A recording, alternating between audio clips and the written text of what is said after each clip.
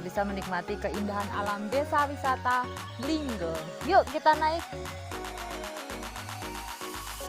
Nah, tibalah kita di parkir kebun teh desa wisata Linggo. Di sini parkir motor itu 2.000, kalau mobil 5.000, dan di sekitarnya ada warung-warung kecil penyedia minuman dan makanan hangat yang dikelola oleh orang-orang asli daerah Linggo. Yuk kita naik jalan kaki.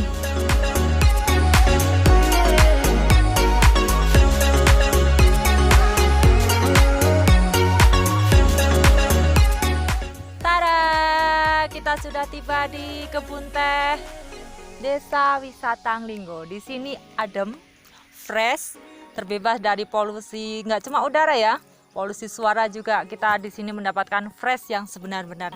Yuk kita lanjutkan perjalanan, tengok sisi kiri kebun teh Linggo.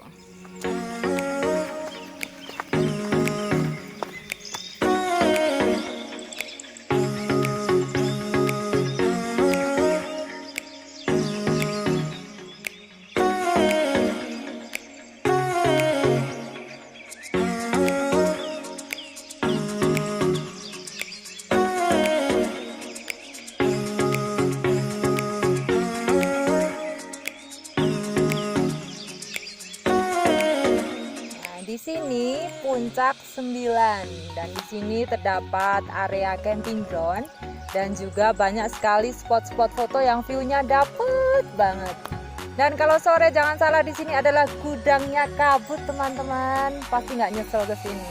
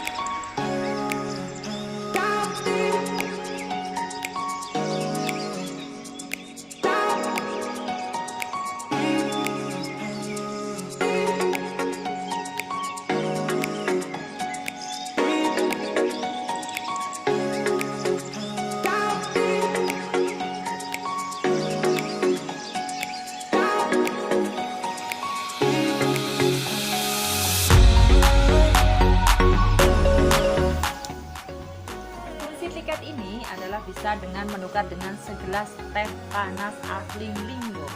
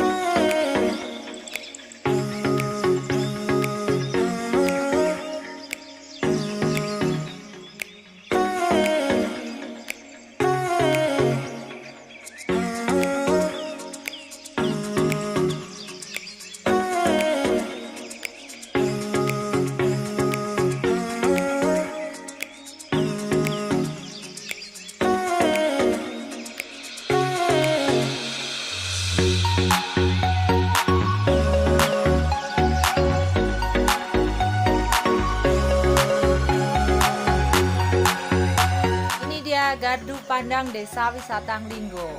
Kita kesini naik 200 tangga loh teman-teman, tapi lelah semua terbayar setelah sampai sini. Di sebelah kanan ini kebun tehnya, di belakang adalah ini daerah Purworejo, dan di sebelah utara Magelang.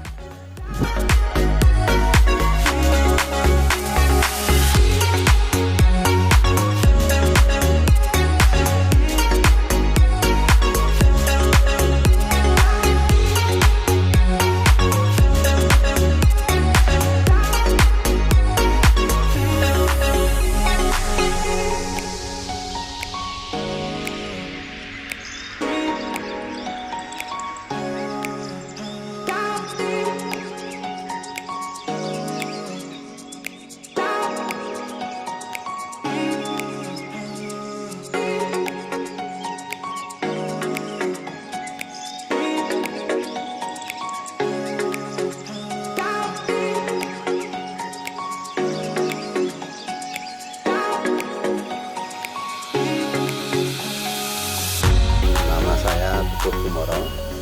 Di sini saya selaku Dukuh Linggo Barat, Kelurahan Pagrejo, Kapanewon Samigaluh, Kabupaten Kulon Progo, masih ikut Daerah Istimewa Yogyakarta.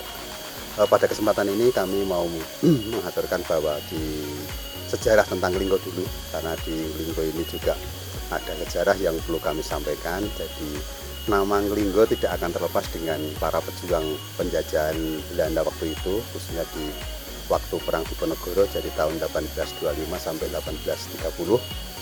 Beliau-beliau ini ya bertiga yang menyusun siasat perang gerilya di lereng Menoreh ini, tepatnya di Linggo ini. Jadi yang pertama beliau Ki Linggo Manik, ini petilasannya. Yang kedua beliau Ki Dalem Tanu, yang nanti petilasannya di bawah, dan Ki Gagak Roban juga petilasannya di bawah. Jadi beliau-beliau ini adalah prajurit Pangeran Diponegoro yang menyusun siasat perang gerilya sampai di lereng Menoreh ini, dan akhirnya menemukan kampung ini. Untuk mengenang jasa-jasa beliau, akhirnya kampung ini dinamai Kampung Linggo, diambilkan dari salah satu para pejuang Ki Linggo Manik, Ki Dalem Tanu, dan Ki Gagak Roban, dan yang paling sepuh, paling senior adalah Ki Linggo Manik. Maka diambil nama untuk Kampung Linggo ini, sehingga Linggo ini tidak akan terlepas dengan para pejuang Pangeran Diponegoro, khususnya perjuangan tahun 1825 sampai 1830. Sehingga kami persis di 3 perbatasan kabupaten, 2 provinsi, sehingga kami keberadaannya memang yang paling di ujung. Sehingga sebelum kami menjadi sebuah desa wisata memang perjalanan sangat panjang. Mungkin kita kembali kepada sejarah Linggo, bahwa Linggo tidak terlepas dengan Pangeran Diponegoro, dan mungkin kegiatan yang ada di Linggo ini ada upacara-upacara adat yang memang sampai sekarang masih kita lestarikan. Sebagai contoh, setiap tahun kita mengadakan upacara namanya saparan, atau bilih disebut bersih dusun. Jadi kenapa saparan? Karena saparan ini kita ambil dari bulan Sapar, di hitungan bulan Jawa.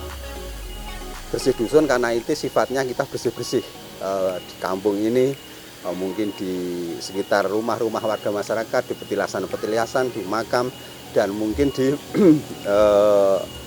kampung-kampung atau di sekitar kampung Linggo ini. Sehingga memang keberadaan kami, tradisi saparan ini masih kita lestarikan sampai sekarang. Akhirnya simbah-simbah dulu berkumpul memohon doa kepada Tuhan Yang Maha Esa, akhirnya dikabulkan, dan setelah itu warga masyarakat menjadi kembali seperti semula, pakai belum berhenti. Artinya terus setelah itu kegiatan simbah-simbah ini kami lestarikan, yang kita sebut saparan tadi. Kalau secara medis mungkin zaman dulu karena banyak tikus, sehingga mungkin ada penyakit pes atau mungkin lepto kalau sekarang.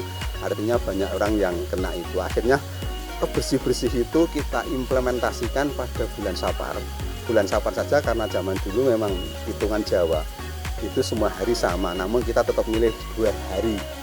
Yang pertama Jemah Kliwon atau Sosok Kliwon, dan kita ambil untuk upacara adat ini. Nah, setelah itu sampai sekarang masih kita lestarikan, sehingga kita bersih-bersih di lingkungan semua warga masyarakat, di petilasan-petilasan, di makam. Akhirnya warga masyarakat berkumpul dengan memotong kambing, kita berdoa bersama.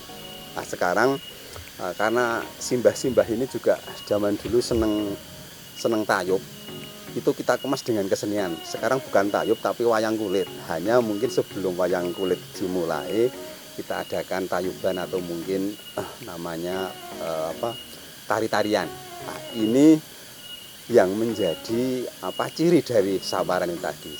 Dengan adanya desa wisata ini, akhirnya konsep saparan ini kita kemas agak berbeda sedikit. Yang dulunya cuma mungkin kenduri, doa bersama, bersih-bersih, sekarang kita kemas pakai kirap tumpeng atau yang lain dengan segala tontonan yang kita hadirkan. Ini harapannya kita kemas menjadi sebuah paket wisata tahunan. Harapannya menarik bagi para wisatawan. Nah, ini yang menjadi cita-cita dari warga kami, sehingga banyak orang yang datang ke sini baik menikmati alam atau yang lain. Terus mungkin sedikit kita masuk di wisata. Jadi yang kami suguhkan di sini juga wisata alam, sehingga mungkin ada kebun teh, ada kebun kopi, dan mungkin juga ada paket-paket edukasi.